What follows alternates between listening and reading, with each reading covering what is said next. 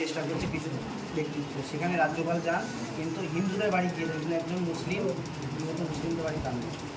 প্রথমে একটা কথা ক্লিয়ার করি, মুর্শিদাবাদে যে ঘটনাগুলো ঘটেছিল, যতক্ষণ ইন্টারনেট অফ ছিল আমরা সঠিকটা জানতে পারিনি। হ্যাঁ, অস্বীকার করার কোনো জায়গা নাই। মুর্শিদাবাদে মন্দির আক্রান্ত হচ্ছে, মুর্শিদাবাদে মসজিদ আক্রান্ত হয়েছে, অস্বীকার করার কোনো জায়গা নাই। মুসলমানরা ক্ষতিগ্রস্ত হয়েছে, হিন্দু ভাইরাও ক্ষতিগ্রস্ত হয়েছে। কিন্তু দুর্ভাগ্যের বিষয়, পরে যখন আমরা কিছু ভিডিও দেখলাম, দেখতে পেলাম যে এই ধরনের একজন ভদ্রমহিলা বলছেন যে আমরা হিন্দু, আমরা তৃণমূল করি বলে আমাদের উপরে আক্রমণ করেছে হিন্দুরাই। আবার আশার আলোর মতো কিছু ভিডিও দেখেছি, হিন্দু সমাজের মানুষ বলছেন আমরা মুসলিম ভাইরা আমাদেরকে প্রোটেক্ট করেছে।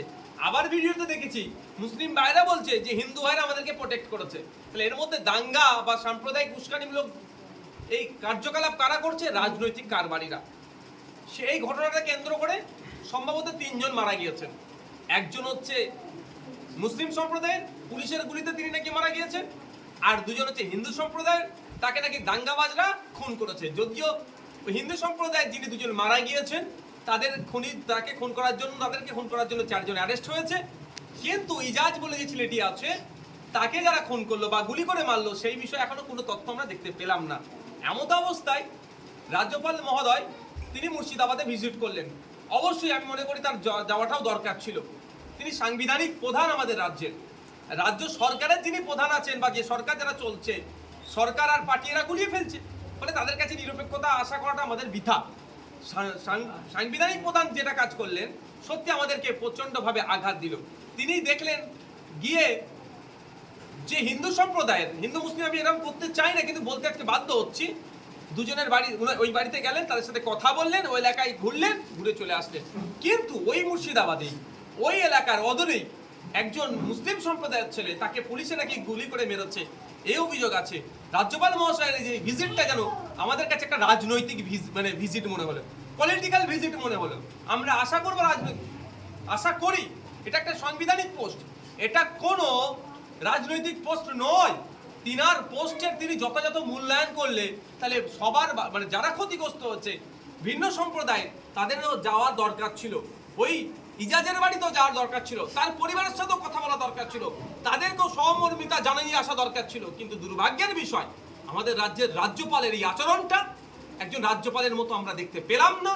আচরণটা যেন একটা রাজনৈতিক দলের নেতার মতো দেখতে লাগলো। আমরা তীব্র ধিক্কার নিন্দা জানাচ্ছি। রাজ্যপাল মহোদয়ের কাছে আমি অনুরোধ করছি, আপনার যে পদের আছে সেই পদটাকে আপনি যথাযথ মর্যাদা দিন। আপনি নিরপেক্ষতা বজায় রেখে বাংলার মানুষের আপনি অভিভাবক হয়ে থাকবেন, এটা আমি আশা করব। 16 তারিখে ইমাম মসজিদের সমাবেশে মুখ্যমন্ত্রী দাবি করেছেন যে কিছু বাচ্চা ছেলেদের দিয়ে ইট ছুড়িয়ে অশান্ত করার চেষ্টা করছেন, বা বিএসএফ ঢুকিয়ে অশান্ত করার চেষ্টা করছেন। যদি বিএসএফ ঢুকিয়ে বাচ্চাদের হাতে টাকা দিয়ে অশান্ত করার চেষ্টা করে, তাহলে বিএসএফ এর কর্তাদেরকে জবাবদিহি করছে না কেন রাজ্য পুলিশের ডিজির মাধ্যমে? 1 নম্বর কথা। যদি বিএসএফ এর সাথে যুক্ত থাকে, আমি দেখলাম ভিডিওতে বিএসএফ এর যে অত্যাচার করছে, এদের ভিডিওতে মানুষ অভিযোগ করছে, তাহলে অত্যাচারের সত্যতা বেরিয়ে আসা দরকার। আমি তো চাই অত্যাচারের সত্যতা বেরিয়ে আসুক। তাহলে যে ওইখানে কর্মরত বিএসএফ এর কর্তারা যদি এই কাজ করে থাকে, তাদের বিরুদ্ধে ব্যবস্থা গ্রহণ করা।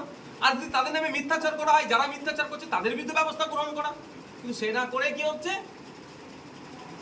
শুধু মিডিয়ার সামনে এসে 2টো কথা বলে দিচ্ছে, মানুষের মন পেতে চাইছে। বাংলার মানুষ সজাগ হয়ে গিয়েছে, 2026-এ বুঝিয়ে দেবে। Thank you.